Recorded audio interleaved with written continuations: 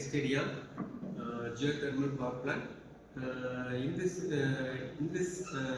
lecture, they will discuss about how the energy is produced, how the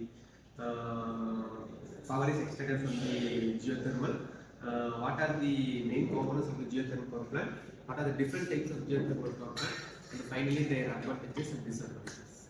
So in this geothermal class, we are going to know about the introduction of geothermal and the geological background of which is the history of the geothermal power plant and the main components of the geothermal power plant and types of power plant, types of geothermal power plant and the advantages and disadvantages. So introduction. So it's our Earth was the burning plant of over millions of years. So still the core temperature is above 5000 degrees Celsius.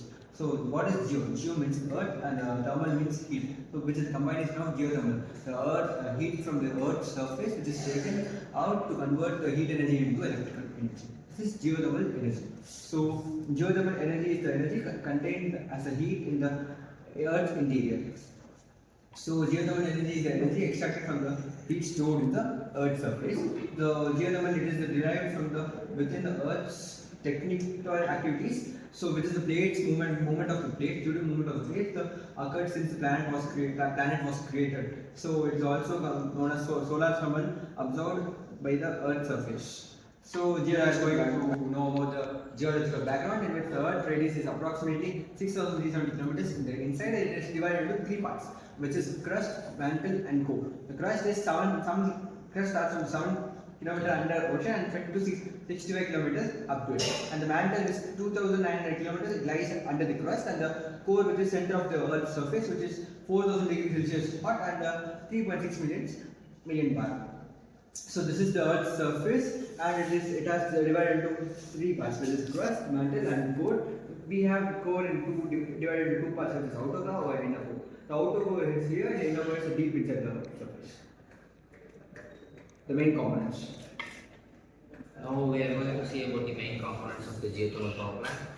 While coming to the geothermal power plant, as Palak said, we are going to utilize the heat of the earth, which we utilize from a lava.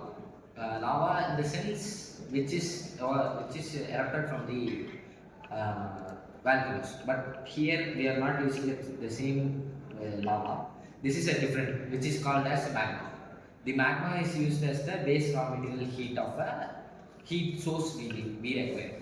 So here we will make the magma's heat to heat the water and then make it as a steam. And then the steam goes into the turbine, and then the turbine rotates, and then the generator flows, and then the electricity comes out.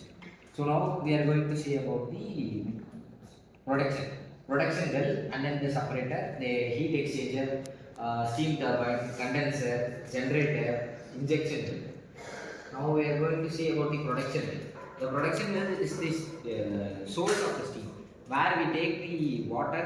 So where we take the water and then it will be converted into a steam, which is depth is 3 km to 10 kilometers, and then it goes on located in a base there in 10 to 14 kilometers. Next we are going to see about the separators. Separators of the steam contains non-condensable gases including hydrogen sulfide. Separators are used for the purpose to remove these gases. While taking from the heat that from the inside under the earth, we may contain some of the gases. To remove the gases and then take only the steam, we are using the separators. So next we are going to see about the steam turbines, which we have already seen. The steam turbine is where the steam is supplied to the turbine, and the turbine is connected to the generator through the shaft. When the steam is passed into the turbine chamber, the turbine will start to rotate. Next. Here we will get a condenser. Why the purpose of a condenser is used here is the steam when comes to passes out from the turbine and the generator, the steam will be compressed into the water, so that the water is re-injected into the earth by using the injection well, where we use the water go back into the earth. The next is how it works. As we said, the magma's heat will be used from the earth, and then the water is converted into a steam, and then it's going to a turbine, and then the generator will be rotating.